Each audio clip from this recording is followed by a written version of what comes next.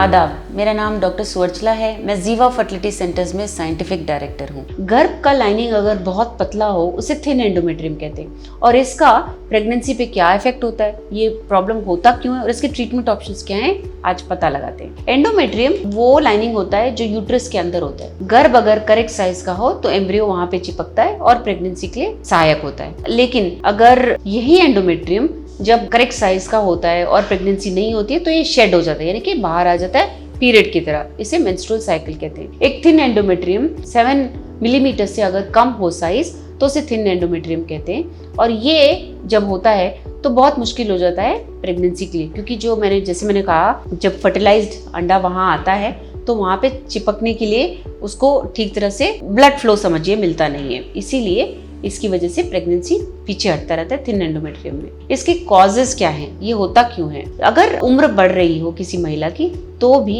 ये endometrial lining छोटा हो सकता है, थिकनेस कम हो सकता है। जो हार्मोनल रिलीज बढ़ती उम्र में कम हो जाता है जिसके कारणवश ये थिकनेस कम हो सकता है। हार्मोनल इम्बैलेंसेस वो होते हैं जो ईस्ट्रोजन में देखे जाते हैं। अगर ईस्ट्रोजन कम होगा तो ये थिन एंडोमेट्रियम देखा जाता है।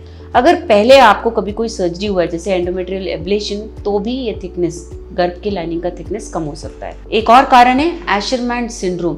इस सिंड्रोम में एडिशन यानी कि स्कार टिश्यू, जैसे कोई चोट लगी हो, जैसा चोट लगने पर कैसे हील होना होता है, या अंदर चिपकने वाले मसल मासेस जो हैं वो यूट्रस में होते हैं जो एंडोमेट्रियम के थिकनेस को इफेक्ट करते हैं। ट्रीटमेंट ऑप्शन सबसे पहला तो हार्मोन थेरेपी है, जैसे ईस्ट्रोजन सप्लीमेंट दिया जाता है जिसकी वजह से ये गर्भ का जो लाइनिंग है उसका थिकनेस में बढ़ोतरी होती है। ये ओरल मेडिकेशंस की तरह भी दिए जाते हैं या पैचेस की तरह भी दिए जाते हैं। कुछ ऐसे नेचुरल सप्लीमेंट्स भी होते हैं जैसे विटामिन ई, L-आर्जिनिन, जिससे एंडोमेट्रियल थिकनेस बढ़ता है, ऐसे कुछ स्टडीज ने बताया है। सर्जरी भी एक ऑप्शन होता है जिसमें ये स्कार टिश्यू जो मैंने बताया उसको निकाल दिया जाता है जिससे एंडोमेट्रियल थिकनेस बढ़ सकता है। अगर कोई भी ऑप्शन काम नहीं करता है तो IVF एक बहुत अच्छा रास्ता होता है जिससे आप अपना सक्सेस रेट बढ़ा सकते हो, क्योंकि IVF में जो नेचुरल प्रोजेस्टेरॉन इंक्रीज या नेचुरल ईस्ट्रोजन का जो प्रॉब्लम होता है उसे बाईपास करके